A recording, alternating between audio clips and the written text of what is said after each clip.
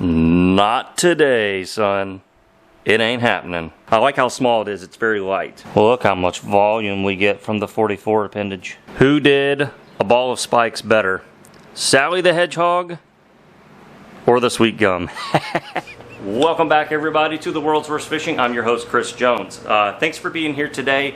This is going to be a very special video. It's New Mold Day, which is always a great day in the life of a bait maker. However, today's video is a little extra special, okay? So, we all know the spiky ball, the fuzzy balls, right? Koikis, as we know them.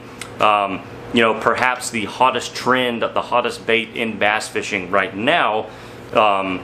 You know, with the advent of the forward-facing sonar evolution, okay? So like they started as the fuzzy dice, you know, like a little cube of plastic with skirt material, and they've kind of now evolved into a full piece of plastic. And, you know, molds for these have been pretty hard to make, you know, requiring a lot of big parts and you know, extensive machine time, which has made a lot of these molds, you know, pretty cost prohibitive.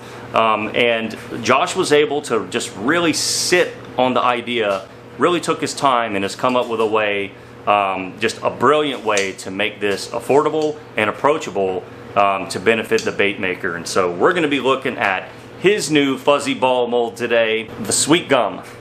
Let's check it out. I have not actually seen what Josh came up with. And fun fact about this mold, the idea that led to this design came to Josh in a dream. I'm not even kidding. Like we're not pulling. Okay, this is. Oh wow, this is very different already. What is this? He literally wanted my reaction on camera, and you got it, buddy.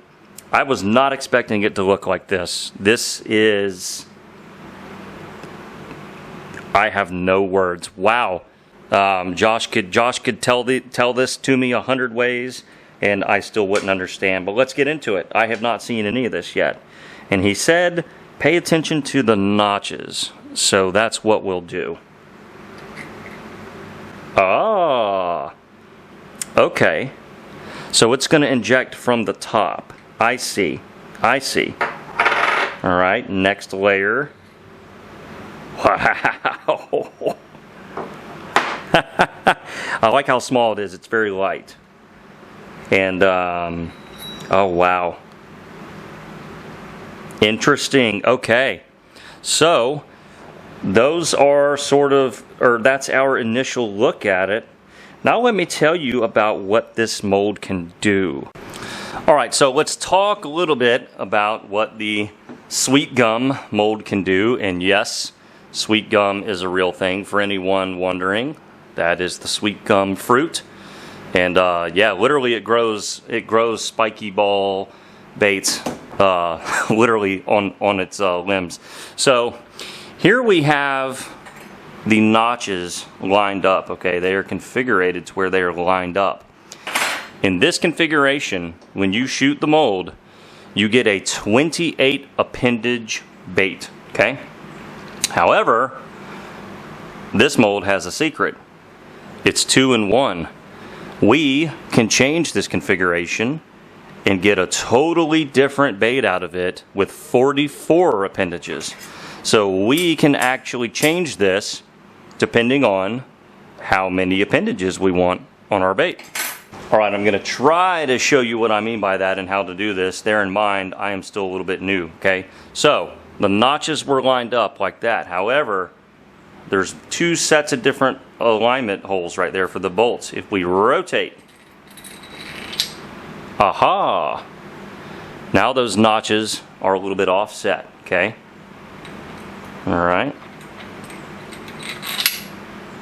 Now, if we look all the way down into the bottom, now you can see that those are not aligned, right? They're a little offset, allowing new grooves, right? Or new pathways for the plastic. That's going to account for new appendages.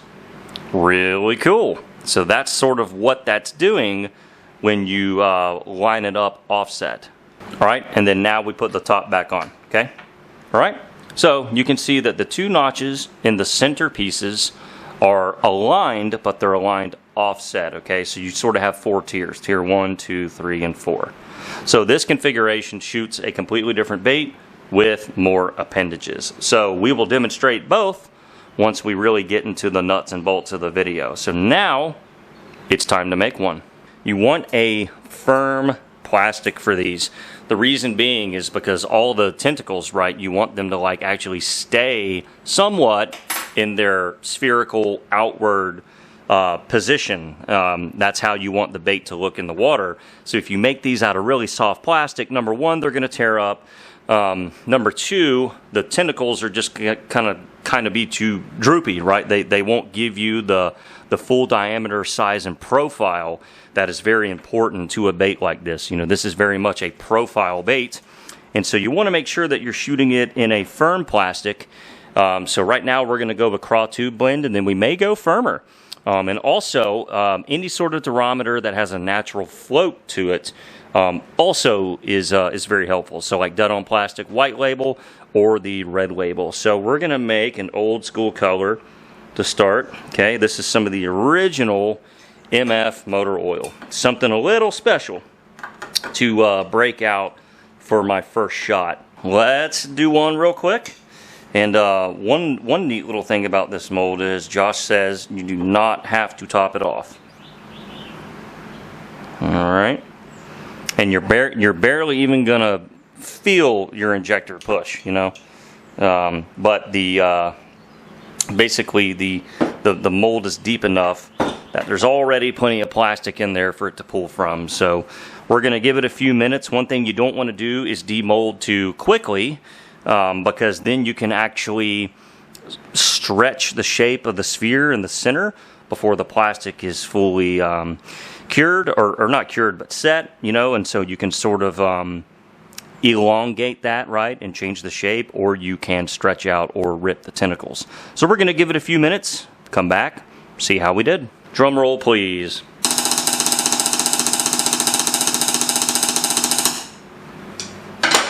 Okay, so this will also be a learning curve, but I believe you're supposed to kind of work it open starting from the bottom. Yeah, because that side, or the bottom, like completely removes itself. Okay. Alright, kind of loosen those up.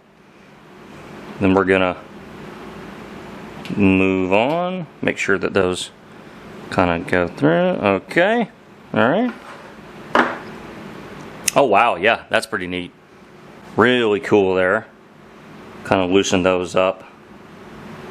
And then this final step, right? So you kind of have what you would call your runner or your sprue, and it's going to be kind of still connected, right? So this top part isn't really going to want to come right apart, but essentially we're just going to kind of keep working it. All right. So it looks like all the appendages are sort of off, and then we just pull it, right? And then we get a clean break there. I'll show you what I mean by that, right? So you can see that little part just broke off. Okay, so there's what we're left with. Then we should be able to work it out this way. There we go. Okay. All right. There it is. Our first one in the old school changeable motor oil. Pretty neat. I have certainly never made a bait like that in my life. That is the 28 appendage version. All right. So we might run another color or two, and then we're going to show you the 44 appendage version. So stay tuned, because this mold is not done yet. Okay, everybody, let's talk some specs, okay? So this is 2.5 inch diameter, and that's like overall diameter from appendage to appendage, okay? 2.5 inch diameter. However, the sphere in the middle, okay, on this one is 5/8 inch diameter. There will be another size coming that is 3/4 inch diameter on the sphere. The overall diameter will remain the same at 2.5 inches. Right now, there's an introductory price of $125 per cavity. Okay, so the system that we have today, you can see obviously it's a 1 cavity system, so $125 per cavity. Okay, Again, you know, the idea was to make this mold approachable and affordable. This will laminate, so we're going to try to do some laminates. And there again, it's sort of the 2-for-1 concept, right? Really cool there. You can really see the motor oil color really good right there. And what was really fun about this project was that Josh really took his time with it, okay? You know, this a super hot trend right now. You're seeing a lot of people make these. And Josh kind of wanted to sit on it first and think, well, if I'm going to do this, I want to make sure that I can do it differently and try to make it better for the end customer. Make it a little bit more approachable and, you know, more affordable. And so he really literally slept on it. The idea came to him in a dream. And, you know, I admire the fact that he didn't just hop on a trend as quickly as possible. You know, the whole project was basically dependent on if he could figure out a way to try to do it the way that he wanted, to make it approachable and affordable. And I'm very pleased with what he was able to come up with. Alright, so we're gonna see what this looks like in some shifty goodness, okay? So we've got a little bit of moon dust, some siren scales, and some hologram black flake. I don't know. This might be kind of fun. Yeah, I knew this was going to be cool. Because of the spherical shape in the middle, you get to see the full spectrum of the color shift there. If there's one thing that really makes any color shift powder really come out, is the ability to see it at different angles, right? And what better example than a sphere to show you all of the shift madness? So yeah, I definitely thought color shifts would be a good bet in this mold. All right, here we go. We're going to do the 44 appendage version, and we're just going to kind of keep it simple with a little black with blue flake.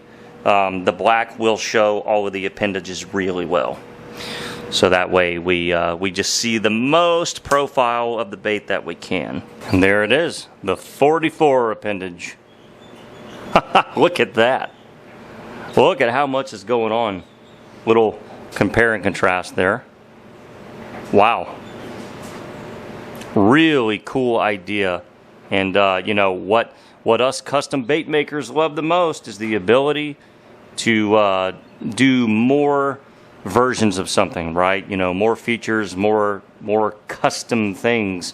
That's why we all became custom bait makers in the first place, is for options, right? Making your own baits gives you options, and this is a really cool feature of this mold system, is the option to have more or less appendages depending on what you want. Okay, here we go. Let's try to laminate this bad boy, and we're gonna do one of my favorite laminate colors, Okeechobee Crawl. Sorry, made a little bit of a mess there, but here we go. Yeah. That's looking nice. Okay, just like that. Really nice laminate there. I have to say that that looks absolutely killer. All right, there we go. Okay. Oh wow. Look at that. Now that is a proper fuzzy ball color right there. Beautiful. Okay, I thought I was out of Red Label Hard, but I was able to locate just a little bit. You can see I was pretty low. However, I did want to show you just a little small compare and contrast, okay? So over here, we have Black Label Craw Tube Blend. Over here, we have Red Label Hard. And you can just see that the Red Label Hard, it just kind of keeps its shape a little bit better, right? You know, and that was something that we touched on earlier in the video, is that these are really profile baits at the end of the day.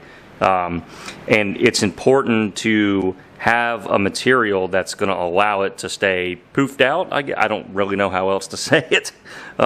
So you want to maintain as much of that profile as you can. And a lot of what makes the TPE, the thermoplastic, elastomer version of this bait so popular in today's bait market is its ability to be basically indestructible.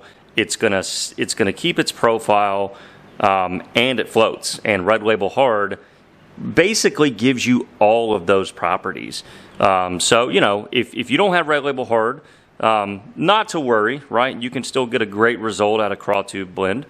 However, I think if you want to really get serious about making this kind of bait, the firmest plastic that you can get your hands on is probably going to be the ticket. All right, here is the motor oil. Trying to get that in focus for you guys. So that is with craw tube blend. All right, you can see it looks very good. You know, a lot of people are rigging these things some really fancy ways. You know, treble hooks and single hooks with, you know, the weights kind of dangling off the bottom of the hook, rigged that way. You know, there's a lot of ways to do it. You know, if I was going to throw one of these around here in Florida, around a lot of vegetation, I would definitely need a little weedless setup like this. So yeah, there it is right there. This is crazy. Look at the amount of volume you get from the 44 appendage. Wow. That is incredible. And that is the Red Label Hard with the 44 appendage version. Incredible how much profile and volume that one gives off. Incredible there. Yeah, here we go. There's the 28 appendage, Red Label Hard again, with the Okeechobee Craw laminate. Beautiful. Yeah, I think a lot of people like a slow fall. And, you know, any ability to suspend this in front of their face, look at that. Really cool. The way they fall. Yeah. Very nice there. I love how when a bait is in the water, the colors really come out. Really nice. All right, everybody. Cheers to a fun project and hopefully a great video. I hope you guys enjoyed. What an interesting concept. Just the way the mold came together. Very, very different from what we've seen with the fuzzy ball molds. I guess there's, you know, no other good way to describe it. But yeah, the Sweetgum.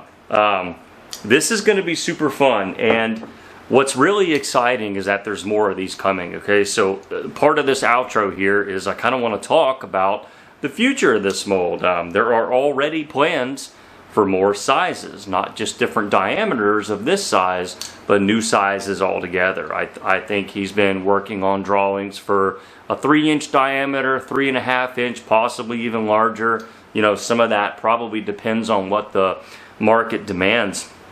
But you know, we're going to be he is going to be bringing the same great concept to all of those sizes. You know, the same mold concept, shape, design. I would assume that any future sizes would also have the 2-in-1 system, allowing you to create different baits with you know, different numbers of appendages. So you'll have the multiple appendage option.